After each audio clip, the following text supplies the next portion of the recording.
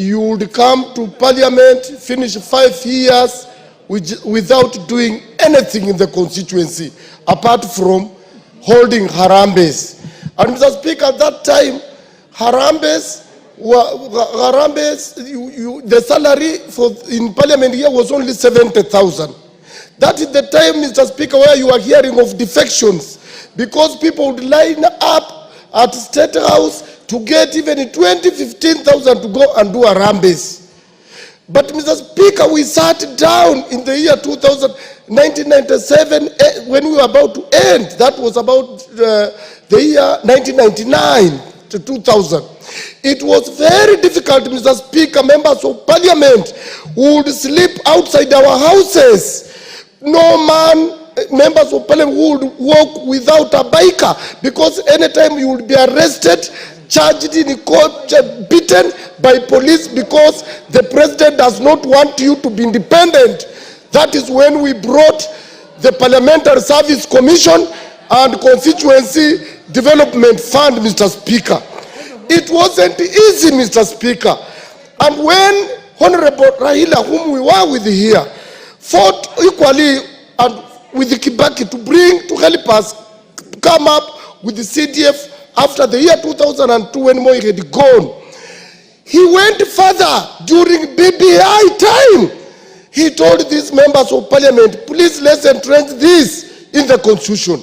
Sometimes you members of parliament, you are enemies of yourselves, because you don't want to see far. You want things that serve your interest. But let's serve the country.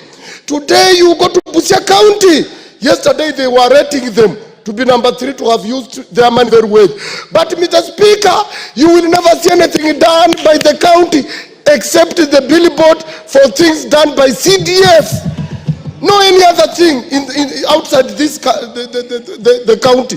Therefore, Mr. Speaker, if there is anything that should be supported, and what is being supported by all Kenyans, is National Government CDF Fund. Mr. Speaker, we have come from far.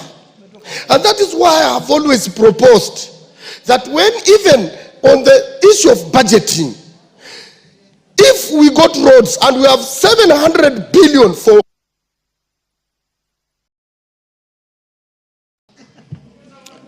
Honorable Wanjala, you will be added exactly 1 minute. Ensure you are done within 1 minute.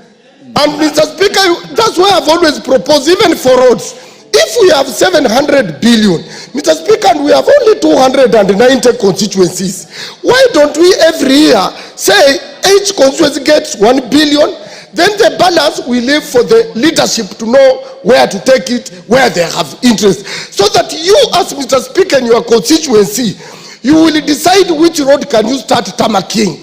By 5 years, you will have tamaked so many roads. But Mr. Speaker, here you find one constituency has 15 billion when the others have none.